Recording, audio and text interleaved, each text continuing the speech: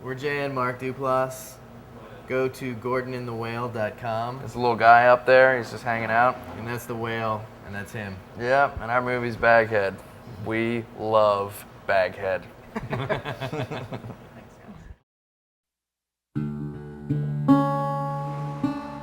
My uncle has a cabin on Big Bear. We drive up there this weekend. We write a feature film that stars us. This will jumpstart our career, dude. Great idea. So this is it, you know? This phenomenon in 1983, the New Orleans Saints posted like their third straight losing season.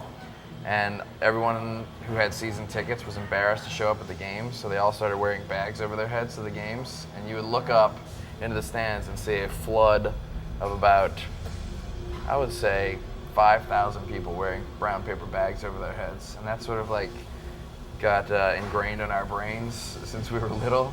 And then a few years ago, we were making another movie. We were just kind of trying to figure out like what was happening to the horror genre and why movies were getting gorier and gorier, but not scarier at all, and getting less scary. So we're like, how can you make a scary movie at this point? Like, what is scary? And Jay was like, you look out your window and there's a dude with a bag over his head looking at you. It's so good, Matt. That's not funny. Did you write the two guys with y'all in mind, or?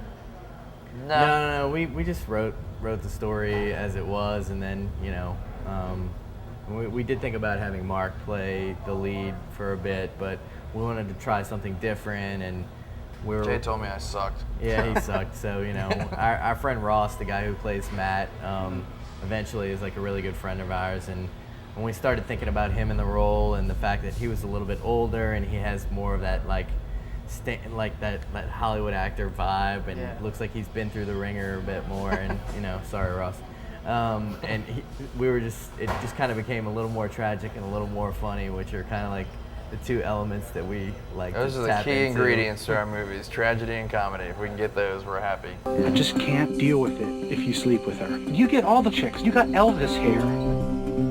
I'm not gonna sleep with her.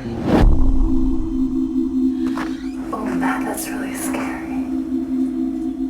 This is a game? What's it like being brothers in directing? Like, do y'all have any like differences on like an ending or a certain scene? Like, I want this to happen. Does that happen often? We Not rarely very do. often. I mean, honestly, like the thing that usually if it's not working, we both reckon with the fact that it's not working, and usually we just work in conjunction, bouncing ideas off of each other until something sparks. And the thing, it's weird, we know each other so well. It's not like we both want something that we both love, because not only will it feed our energy, but also we have more confidence that it's going to translate if we both love it. And there's no convincing. You don't have to convince it. It's like you say the idea, and he either sparks up or slumps down. Chances are, if one of us likes it and the other one doesn't, the one who likes it is probably just being crazy at the moment. So we really don't go with anything unless we both like it, because that makes us trust it more. What was it like at Sundance?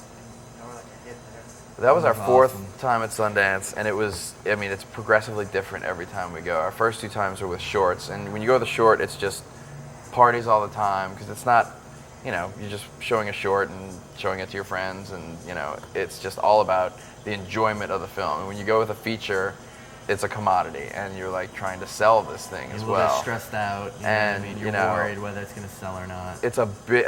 It's very exciting, but it's like a huge momentous occasion. I mean, you go up there and you get geared up and you get your condo, and you're just like, you premiere your movie, and we sold our movie within, I think, 48 hours of it premiering, and that anything can happen in those next 48 hours. You can sell for what you made it for, or you can sell this thing for tons of money, which will allow you to make that many more movies. Or you can not sell it at all. Or you can not sell it at all, which happened to a lot of big movies, which was very surprising. Like, only like 5 narrative movies sold at Sundance this year, and like the fact that ours was like the cheapest one by about 50 times was like incredible. Pretty exciting.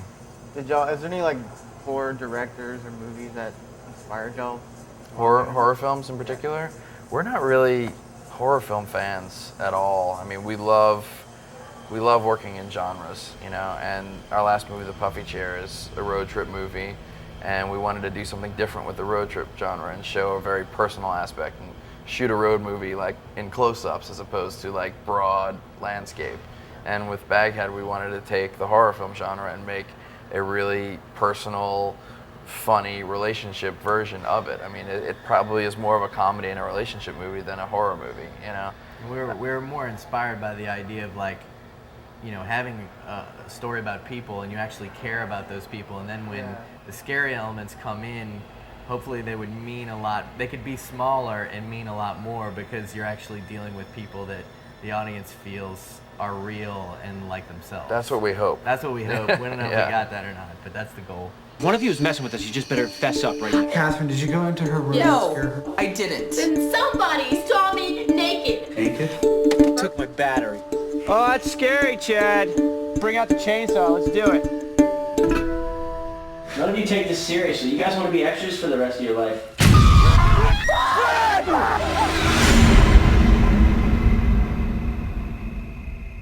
Hey, what's that? What? Right there.